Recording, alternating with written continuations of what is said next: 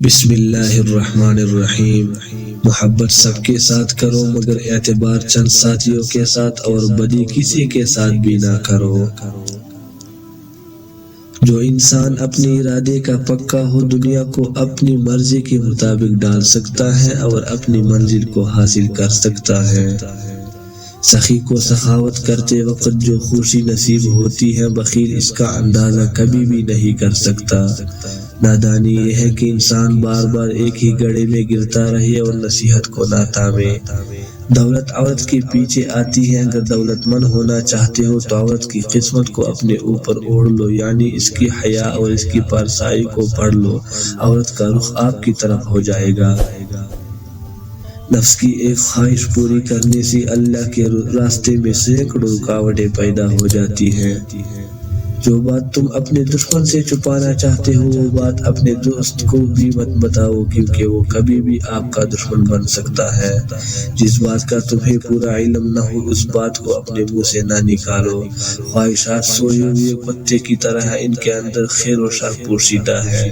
انسان دنیا میں بہت سے برے کام مختلف قسم کے خوف کی وجہ سے کرتا ہے، اگر خدا کی مدد پر یقین کامل ہو جائے تو انسان برائیوں سے بچ سکتا ہے۔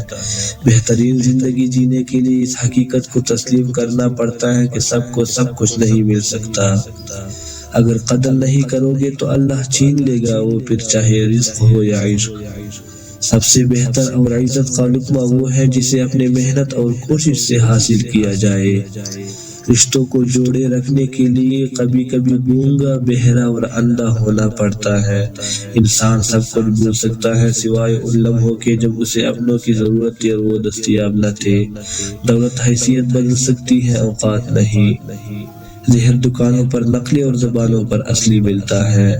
بہترین وقت وہ ہے جس میں بدترین لوگ سامنے آ جائیں۔ اچھی باتیں پڑھنے کی عادت ہو تو اچھی باتیں کرنے کی عادت خود بخود بن جاتی ہے۔ اللہ اور انسان کا تعلق الف ہے، یہ ایک سیدھی لکیر جیسا تعلق ہے جس کے ایک سرے پر اللہ ہے اور دوسرے سرے پر بندہ ہے۔ خودکشی اسلام میں حرام ہے اور موت مسائل کا حل نہیں ہوتی۔ یہ دنیا بوڑھی ہو چکی ہے اور مجھے وہ دنیا چاہیے جو بچوں کی طرح مسکرائے۔ فقیر کی بھوک صرف اس کی جان کھا لیتی ہے، جبکہ سلطان کی بھوک ملک و ملت کھا جاتی ہے۔ حسد دراصل خود اعتمادی کی کمی کا نام ہے۔ زخم چھپانے کا ہنر سیکھو ورنہ یہاں ہر دوسرا انسان ہاتھ میں نمک لیے پھرتا ہے۔ خوش فہمیوں کے سلسلے اتنے دراز ہے کہ ہر اینٹ سوچتی ہے کہ دیوار مجھ سے ہے۔